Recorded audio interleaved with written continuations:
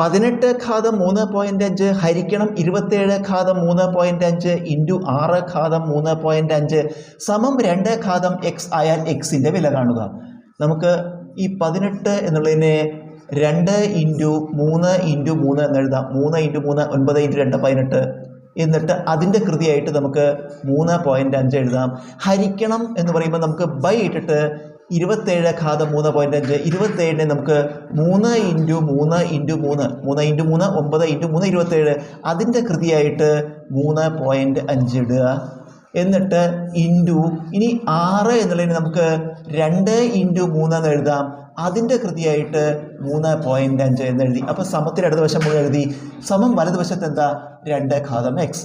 ഇനി നമുക്ക് ഈ ഹോൾ ഘാതം 3.5 ആവും കൊണ്ട് ഇതിനെല്ലാത്തിനും 3.5 കൊടുക്കാം. അപ്പോൾ 2 ഘാതം 3.5 ഇൻറ്റു 3 ഘാതം 3.5 ഇൻറ്റു വീണ്ടും 3 ഘാതം 3.5 ബൈ അതുപോലെ ഇതിനെല്ലാത്തിനും 3.5 കൊടുക്കുക. 3 ഘാതം 3.5 ഇൻറ്റു 3 ഘാതം 3.5 ഇൻറ്റു 3 ഘാതം 3.5 ഈ 3നും 3.5 കൃതി കൊടുത്തു. ഇൻറ്റു ഇതിലും 2നും കൊടുക്കുക.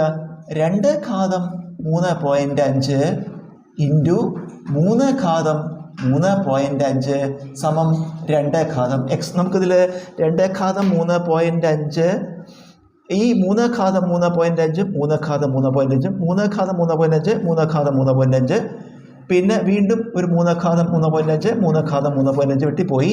ബാക്കി ഇവിടെ 2 ഘാതം 3.5 2 ഘാതം 3.5 ഇൻറ്റു ഇവിടെയും ഒരു 2 ഘാതം 3.5 സമം അപ്പുറത്ത് 2 ഘാതം എക്സ്. ഇത് നമുക്ക് ഒരു കൃത്യംഗ നിയമമാണ്. എ ഘാതം എം ഇൻറ്റു എ ഘാതം എൻ പാദസംഖ്യകൾ തുല്യം ഗുണനചിഹ്നം. 2 ഘാതം 3.5 ഇൻറ്റു 2 ഘാതം 3.5 പാദസംഖ്യകൾ തുല്യം ഗുണനചിഹ്നം. ഇതിൻ്റെ വലതുഭാഗം എന്താ എ ഘാതം എം പ്ലസ് എൻ. പാദസംഖ്യ എഴുതിയിട്ട് കൃതികൾ തമ്മിൽ കൂട്ടി. അതുപോലെ ഇവിടെ പാദസംഖ്യ എത്രയാണ് 2 കൃതികൾ തമ്മിൽ കൂട്ടുക. എന്താണ് 3.5 പ്ലസ് 3.5 സമം 2 ഘാതം എക്സ്. 2 ഘാതം 3 കൂട്ടിയ 7 ആണ്. 2 ഘാതം 7 സമം 2 ഘാതം എക്സ്. ഇതൊരു സമവാക്യമാണ്. ഇരുവശത്തും പാദസംഖ്യകൾ തുല്യമാണ്. അപ്പോൾ കൃതികൾ തുല്യമായിരിക്കും.